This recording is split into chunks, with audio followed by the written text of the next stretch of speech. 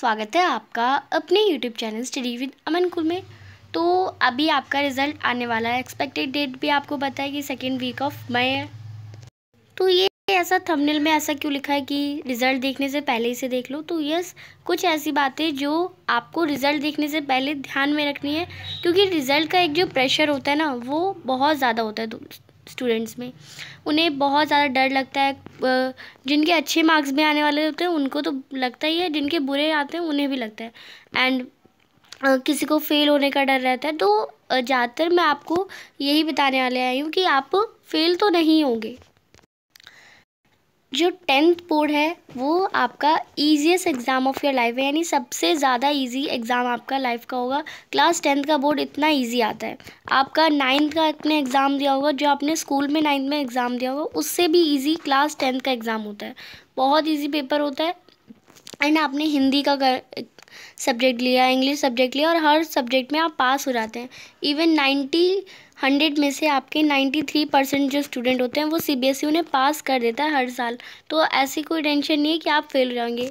And आपको पता है ग्रेस मार्क्स मिलते हैं, क्योंकि ज़्यादातर सीबीएसई नहीं चाहता कि आपको वो फेल करे। जस्ट लाइक आप देख सकते हैं कि आपके इंटरनल में आपको 20 मार्क्स में से टीचर ऑलमोस्ट 50 मार्क्स ज़रूर देती है।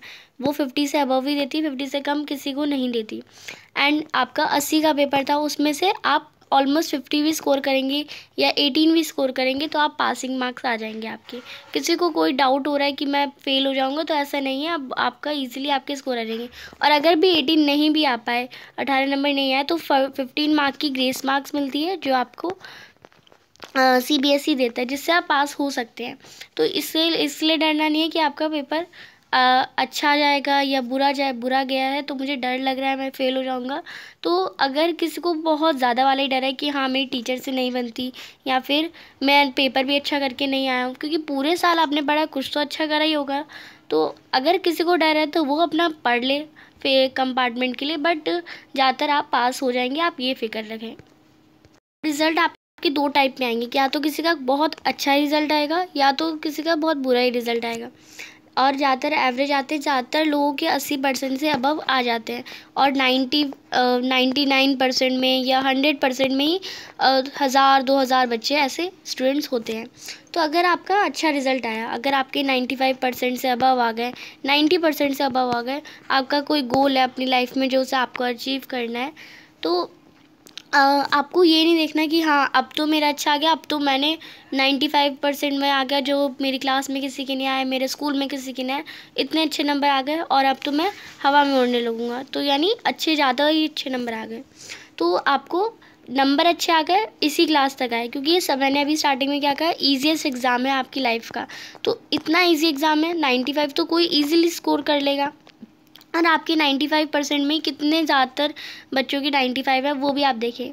तो आपको ये नहीं देखना अभी आप 10th में ही हैं। 10th का जो लेवल होता है ना, अगर हम एक सीढ़ी बना के देखें तो ये फर्स्ट, ये सेकंड, ऐसे थर्ड, ऐसे 8 तक जाएगा।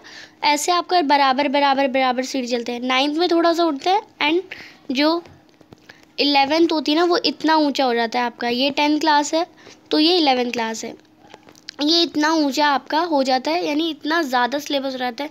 अगर आप यहाँ पे 10 रिएक्शन याद कर रहे हैं क्लास 10th में, तो आपको हर एक पूरे सारे चैप्टर को मिला के आप 10 रिएक्शन क्लास 10th में याद कर रहे हैं, तो 11th में सिर्फ एक ही चैप्टर में वो 10 रिएक्शन आपको मिल जाएंगी।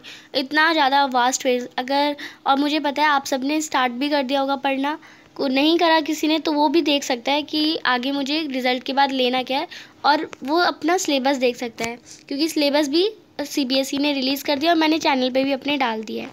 आप अपना सिलेबस देखिए, कितना वास्ट सिलेबस होता है। बुक्स आप एनसीईआरटी की डिजिटली डाउनलोड करके देखिए कि कितने बड़े बड़े चैप्टर्स हैं। एंड 11th क्लास को स्टार्ट करने से पहले क्या क्या ध्यान रखना होता है वो सब भी मैंने अपने नेक्स्ट चैनल पे बता रखा है, वो भी आप देख सकते हैं।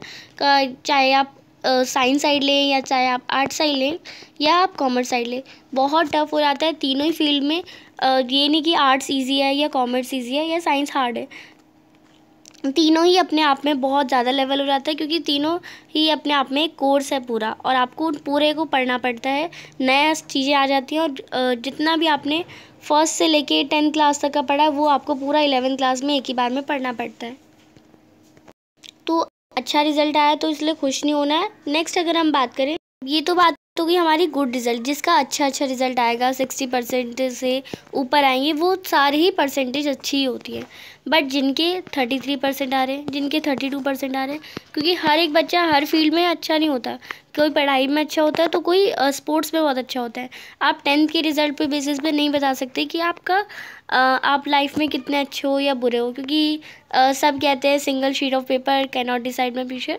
तो ये एक बात सच भी है और एक बात बुरी भी है। अगर आपके 10th के रिजल्ट में अच्छे नहीं आ रहे तो आप या तो फिर NIOS से, जैसे मैंने आपको लास्ट में बताया था कि आप 10th, तो या तो फिर आप अपनी 10th रिपीट कर लीजिए, या तो फिर आप अपने NIOS से कर सकते हैं और 11th क्लास को पढ़ सकते हैं।